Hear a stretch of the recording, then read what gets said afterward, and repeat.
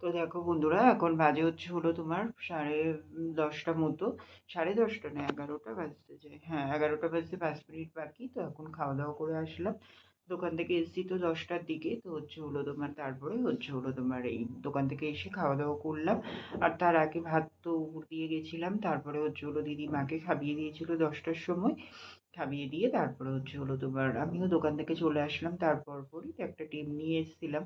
তো হলো তোমার দুপুরে মাছের ঝোল তো অল্প করেই করেছিলাম, যেহেতু আর রাতে খাবো না ওর জন্যে। তো 1 পিস মাছ বেশি ছিল, তো দিদি বলেছিল মাকে খাওয়ার কথা, তো মা বললো খাবে না। তো দিদি আর জোর করেনি, দিদি মাছটা দিয়ে খেয়েছে আর আমি হলো ডালটা দিয়ে খেলাম। আর একটা ডিম নিয়ে এসেছিলাম, ডিমের অমলেট করে নিয়েছি, নিয়ে খেলাম। খাওয়া দাওয়া করে এই আসলাম। আর কালকে ডিসিশন নিলাম কালকে মাকে ডাক্তার দেখাবো। তো হলো তোমাদেরকে তো তখন বলা হয়নি, দুপুরেও ওরকম শরীর খারাপ হয়েছিল জানো তো। তারপরে হলো তোমার হুট করে গায়ে তেমন একটা তাপ নেই, কিন্তু কেমন শ্বাসকষ্ট মতো হচ্ছিল। তারপর গায়ে কাঁপানির মতো আসছিল, এরকম হচ্ছিল। তো ওর জন্যেতে হলো ডাক্তারটাই দেখিয়ে নেওয়াটাই বেস্ট হবে ভাবলাম। তো তার জন্যেতে কালকে ডাক্তারটা দেখিয়ে নেবো। হলো নাম লেখানো হয়ে গেছে ডাক্তারের কাছে। আর হলো তোমার প্রেশারটাও চেক করে নিয়েছি। প্রেশার চেক করলাম, প্রেশার বললো তোমার হলো তোমার একটু কম আছে, 110/70। তো একটু কম আছে। তো ওর জন্য একটু খাওয়া দাওয়া, আসলে কি বলতো, ভিটামিনযুক্ত কিছু খাবার দাবারও দেওয়া যায় না, খেতে পারে না, তো অসুবিধা হয়ে যাচ্ছে ওর জন্যেতেই। তো একটু দেখলাম, দেখি কালকে হলো তোমার একটা ডিম সিদ্ধ দেবো কোনে, দিয়ে হলো তোমার ওই কুসুমটা দেবো না, সাদা অংশটা খেতে বলবো কোনে। আর হলো তোমার খেজুর দেবো, নিয়ে এসেছি দোকানে। তো ওর থেকে কিছুটা খেজুর দেবো, 2-4টে করে প্রতিদিন খাওয়ার জন্যে খেজুর খেতে বলবো। তো দেখি টুকটাক করে, আর কালকে ডাক্তারের কাছে যাই, দেখি ডাক্তার কি বলে না বলে, ঠিক আছে। তো চলো বন্ধুরা, তারপরে ঘরে চলে এসেছি, এসে বিছানা করা হয়ে গেছে, সব কাজই কমপ্লিট হয়ে গেছে। আর সকালে যেহেতু বৃষ্টি হয়েছিল ওর জন্য আর গাছে জল দেবো না। তো চলো এখন হলো তোমার এই যে চেঞ্জ করবো, চেঞ্জ করে শুয়ে পড়বো। আর ভিডিও এডিট তো আছেই সাথে।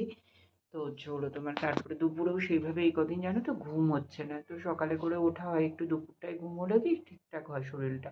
এবার দুপুরে ঠিকঠাক ঘুম হচ্ছে না, ওর জন্য শরীরেও একটা ক্লান্তি ভাব থেকে যাচ্ছে। তারপরে একটু রাত করেই শোয়া হয়। এই দেখো এখনো ভিডিও এডিট করব, তারপরে ঘুম আসতে আসতেও অনেকটা রাত হয়ে যায় জানো তো। এবার ঘুমটা কমপ্লিট না হলে তো অসুবিধা, তাই না বলো। তো তার জন্যেই এই যে এখন শুয়ে পড়বো, ঠিক আছে। তো চলো বন্ধুরা, আজকের ব্লগটা এখানেই শেষ করে দিলাম। তোমরা সবাই খুব ভালো থেকো, সুস্থ থেকো। আর আমার ভিডিওটি যদি ভালো লেগে থাকে অবশ্যই লাইক, কমেন্ট অ্যান্ড শেয়ার করে দিও। সাবস্ক্রাইব করতে ভুলো না কিন্তু। তো চলো বন্ধুরা, টাটা, গুড নাইট। হ্যালো বন্ধুরা, সবাই কেমন আছো? আশা করি সবাই ভালো আছো। আর আমি মোটামুটি আছি জানো তো। কারণ কালকে হলো রাতে 2-2:30 থেকে মার হলো খুব শরীর খারাপ গেছে। কালকে রাতেই হলো তোমার 2-2:30টার সময় বাবা ফোন করে বলে মার আবার ওরকম কাঁপুনি দিয়ে জ্বর এসছে। তো হলো তোমার সেই জ্বর আসলো, অনেকক্ষণ জ্বরটা ছিল, তারপরে প্যারাসিটামল দিলাম, খেলো। তারপরে অনেকক্ষণ পরে জ্বরটা ছাড়লো। তারপরে হলো তোমার ওরকম কাঁপুনি হচ্ছিল খুব, তারপরে শ্বাসকষ্ট হচ্ছিল। তারপর আবার বললো পটি করবো, পটি করতে গেল, আর একদম শরীরে জোর পাচ্ছিল না জানো তো। তারপরে আস্তে আস্তে সে প্রায় ঠিক হতে হতে 5:30-6টা বেজে গেছে। পুরো রাতটাই জাগা, আর পুরো রাতটাই মার এরকম কন্ডিশন ছিল। তারপরে সকাল থেকে ঠাকুর ঠাকুর করে ভালো আছে, এখনো অবধি ঠাকুর কিছু হয়নি, শুধু ভগবানকে রাখছি আর যেন কিছু না হয়। আর এখন যাবো ডাক্তারখানায়, তোমাদের কালকে তো বললাম যে ডাক্তারের কাছে নাম লেখানো হয়েছে। এখন যাবো, এই যে 3:30টার সময় বেরোবো, 4টে থেকে ডাক্তার বসে। তো হলো আমি একাই যাবো মাকে নিয়ে। তো টেনশন হচ্ছে যদি ওরকম কিছু হয়, মানে খুব সমস্যা হয়ে যাবে একা, বুঝতেই পারছো। আর যখন ওরকম হচ্ছে না তখন একদম শরীরে কোনো জোর পাচ্ছে না, এমনিটাও চলাফেরা করতে পারছি, বাট যখন ওরকমভাবে জ্বর আসছে তখন একদম চলাফেরা করতে পারছি না, গায়ে কোনো জোর পাচ্ছি না, পুরো শরীর ছেড়ে দিচ্ছি। তো ওর জন্যই একটু টেনশনে আছি, ঠাকুরকে ডাকছি শুধু, মানে হলো ভালোভাবে যেন যেতে পারি, আসতে পারি। আর যেন এখন বলে না, আর যেন নাই আসে ওটা। আমারও খুব কষ্ট হচ্ছে, ডাক্তারটা দেখিয়ে দেখি কী বলে না বলে তোমাদের সাথে তো অবশ্যই শেয়ার করবো। তো যাবো ডাক্তারের কাছে। আর এইদিকে তো সকালে উঠেছিলাম, তারপরে তো ঘুম হয়নি, ওই 8টা অবধি শুয়েছিলাম।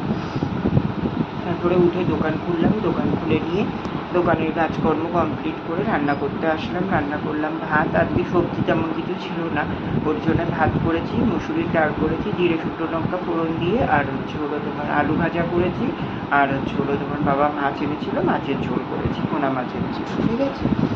তো এগুলো করে কমপ্লিট করে গেলাম তখন 10:30 বাজে। তারপরে 11:30টার দিকে খাওয়া দাওয়া করলাম, খেলাম ভাত ডাল আর তোমার আলু ভাজা। খাওয়া দাওয়া করে তারপরে মাকে সকালে তোমার 2টো খেজুর দিয়েছিলাম। কালকে তো বললাম তোমাদেরকে যে প্রেশার চেক করা হয়েছে, প্রেশারটা লো আছে, ওর জন্য 4টে দিয়েছিলাম। তো মা 3টে খেজুর খেয়েছিল।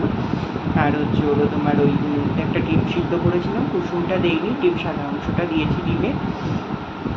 তো সকালে আর খাইনি, সকালে ডাল আর আলু ভাজা দিয়ে খেয়েছিল, দুপুরে ওই ডিমটা দিয়ে দিলাম। আর মাছটা দুপুরে দিইনি, রাতে যদি খাই তাহলে রাতে দেবো, ঠিক আছে। তো মাকে এই দুপুরেও খাইয়ে আসলাম। তো তারপরে রান্নাবান্না কমপ্লিট করে খাওয়া দাওয়া করে তারপরে এই যে 1:30টার দিকে দোকান বন্ধ করলাম, এসে ঘরে এসে চান করলাম, পুজো করলাম, করে নিচে গিয়ে মাকে খাওয়ালাম, খাইয়ে তারপরে আমি খেলাম।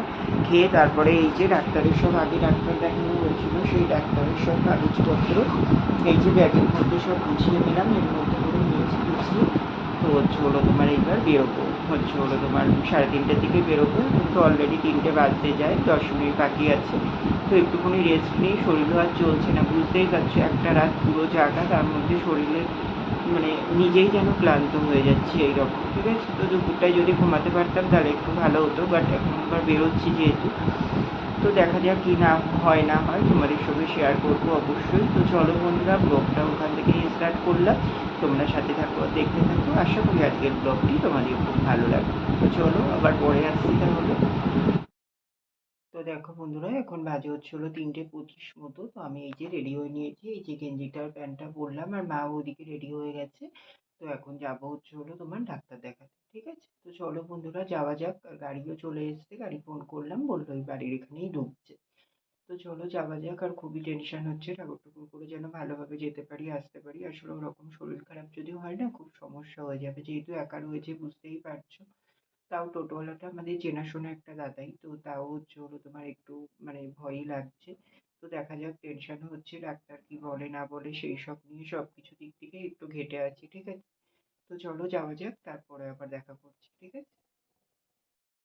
তো দেখো বন্ধুরা, এখন বাজে রাত্রি 10:30টার মতো। তো অনেকক্ষণ বাদেই তোমাদের সামনে আসলাম। সেই তো মাকে নিয়ে ডাক্তারখানায় গেলাম, মাকে নিয়ে ডাক্তারখানায় যাওয়ার পরে তোমার মার আবার জ্বর আসে, যেটা ভয় পেয়েছিলাম ঠিক সেটাই হয়, মা ওখানে যাওয়ার পরেই মার জ্বর আসে। তারপরে মাকে জ্বরের ট্যাবলেট এনে দিই পাশের দোকান থেকে, মা খায়। তারপরেও তোমার সেই শ্বাসকষ্ট হয়, তারপরে সেই ভুল বকা ওই রকম টাইপের হচ্ছিল। তারপরে ডাক্তার তো দেখলো, ডাক্তার দেখে ডাক্তার হসপিটালে রেফার করলো। তো তোমার আমি বললাম যে বাড়িতে ওষুধ দিয়ে কোনোভাবে পসিবল কিনা, বললো না সম্ভব না, ইঞ্জেকশন দিতে হবে, আর সেটা হসপিটাল থেকেই পসিবল। তো সেখান থেকে হসপিটাল বাবাকে ফোন করলাম, বাবাকে ফোন করে বলে আমি সেই টোটো ধরে তোমার মাকে হসপিটালে নিয়ে আসলাম, নিয়ে এসে তারপরে তোমার ওখান থেকে তোমার তারপরে ডাক্তারকে সব বলে ইয়ে করে ভর্তি নিল। তারপরে সেলাইন দিয়েছে, তারপরে ম্যালেরিয়া পরীক্ষা করেছে, ম্যালেরিয়া নেগেটিভ এসছে। তো রিপোর্ট ভালো আছে। তো আর রিপোর্টগুলো বাকি রিপোর্টগুলো করা হবে, একটা ট্যাবলেট ওখানেই দিয়েছিল, সেলাইন তো চলছে। তো মা এখন ভালো আছে, ওই যে বলছি না, যখন জ্বরটা ছেড়ে যাচ্ছে তখন আর কোনো সমস্যাই হচ্ছে না। তো এখন ভালো আছে মা। তো তারপরে ওখান থেকে এনে মাকে ভর্তি করলাম, হসপিটালে ভর্তি করে তারপরে আমি বাড়ি আসলাম।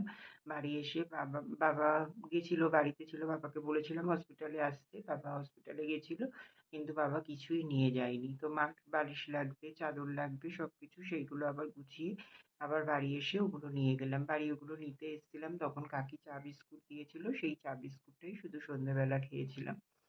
খেয়ে তারপরে গেলাম তোমার গিয়ে তারপরে ওইগুলো সব মাকে দিলাম, দিয়ে তারপরে দেখলাম তোমার খাবার এসেছে। খাবার নিয়ে মাকে বললাম, বিস্কুট কেক জল সব কিনে নিয়ে গেছিলাম। তো মাকে বললাম যে ভাত কি খাবে, ভাত এসছে। তো মা না না করছিল, তারপরে আবার বললো ঠিক আছে দে। তো 5-6 মতো খেয়েছিল, তা ওইটুকুই খেয়েছে, স্যালাইন তো চলছে। তো তোমার তারপরে এই যে 10টা অবধি আমি ছিলাম ওখানে।